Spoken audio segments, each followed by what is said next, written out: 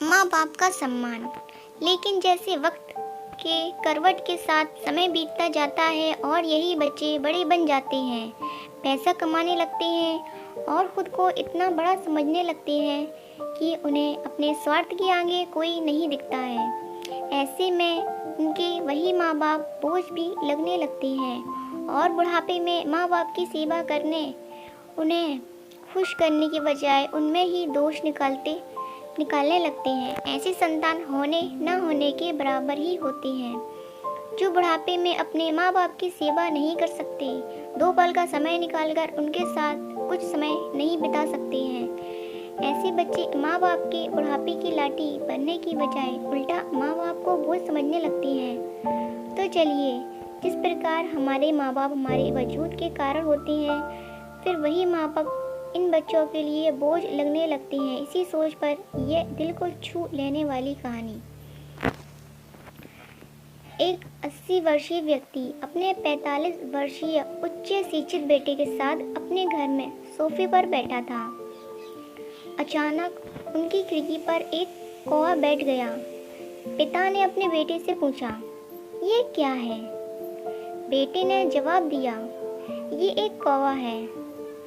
पिता कुछ मिनटों के बाद पिता ने अपने बेटे से दूसरी बार पूछा, यह क्या है? बेटे ने कहा, पिताजी, मैंने अभी आपको कहा था ये एक कौवा है।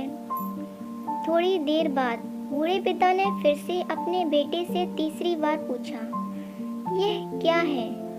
इस समय बेटे के स्वर में कुछ जलन महसूस हुई।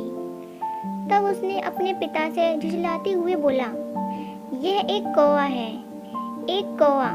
थोड़ी देर बाद पिता ने फिर से अपने बेटे से चौथी बार पूछा, यह क्या है? इस बार बेटा अपने पिता पर चिल्लाया, आप मुझसे बार बार एक ही सवाल क्यों पूछते रहते हैं? हालांकि मैंने आपको कई बार बता चुका हूँ ये एक कौवा है। क्या आपको इसे समझ नहीं पा रही है? थोड़ी देर बाद पिता ने अपने कमरे में गए और एक पुरानी डायरी लेकर वापस आए, जिससे उन्होंने अपने बेटे के जन्म के बाद से बनाए रखा था। एक पेज खोलने पर उन्होंने अपने बेटे को उस पेज को पढ़ने के लिए कहा। जब बेटे ने इसे पढ़ा तो निम्नलिखित शब्द डायरी में लिखे गए थे, आज मेरा 3 साल का छोटा बेटा सोफे पर मेरे साथ बैठा था। जब खिड़की पर एक कौवा बैठा था, मेरे बेटे ने मुझसे 23 बार पूछा कि ये क्या है। मैंने उसे 23 बार जवाब दिया कि ये एक कौवा था।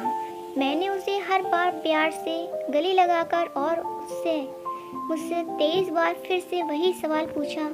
मुझे इस बात से बिल्कुल भी चिढ़ नहीं हुई कि मैंने अपने मासूम बच्चे के लिए प्यार महसूस किया है, जबकि छोटे बच्चे ने उससे 23 बार पूछा, यह क्या है? पिता को 23 बार पूरे सवाल का जवाब देने में कोई जलन महसूस नहीं हुई, और आज जब पिता ने अपने बेटे से सिर्फ 4 बार यही सवाल पूछा तो बेटे को चिढ़ और गुस्सा महसूस हुआ। इसे पढ़कर उस बेटे को अपने किए गए व्यवहार का पता चल गया था, जिससे चलते अब वह मन ही मन बहुत शर्मिंदा हो रहा था।